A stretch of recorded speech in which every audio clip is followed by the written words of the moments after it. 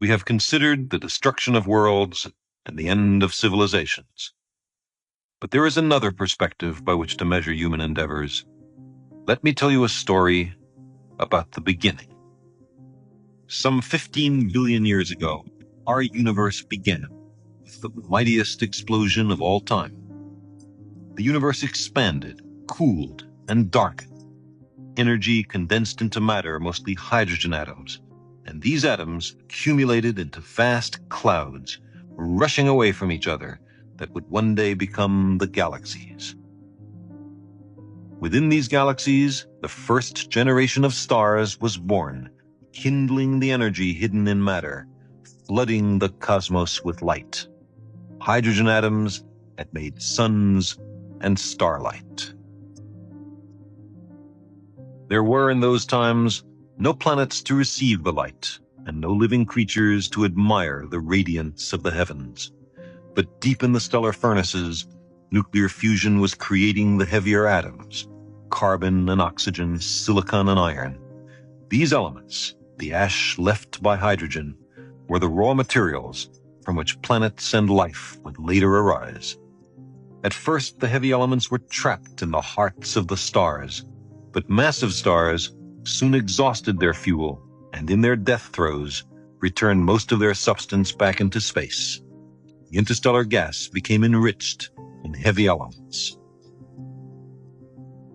In the Milky Way galaxy, the matter of the cosmos was recycled into new generations of stars, now rich in heavy atoms, a legacy from their stellar ancestors. And in the cold of interstellar space, great turbulent clouds were gathered by gravity and stirred by starlight. In their depths, the heavy atoms condensed into grains of rocky dust and ice and complex carbon-based molecules. In accordance with the laws of physics and chemistry, hydrogen atoms had brought forth the stuff of life. In other clouds, more massive aggregates of gas and dust formed later generations of stars. As new stars were formed, tiny condensations of matter accreted near them, inconspicuous motes of rock and metal, ice and gas that would become the planets. And on these worlds, as in interstellar clouds, organic molecules formed, made of atoms that had been cooked inside the stars. In the tide pools and oceans of many worlds, molecules were destroyed by sunlight and assembled by chemistry. One day, among these natural experiments, a molecule arose that quite by accident was able to make crude copies of itself. As time passed, self-replication became more accurate. Those molecules that copied better produced more copies. Natural selection was underway. Elaborate molecular machines had evolved.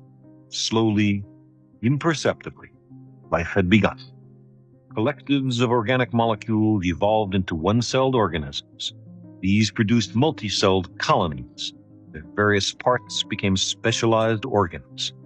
Some colonies attached themselves to the sea floor.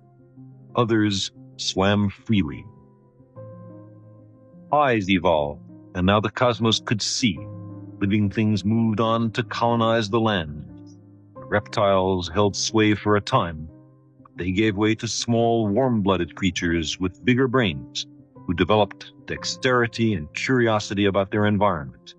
They learned to use tools and fire and language. Star stuff, the ash of stellar alchemy, had emerged into consciousness.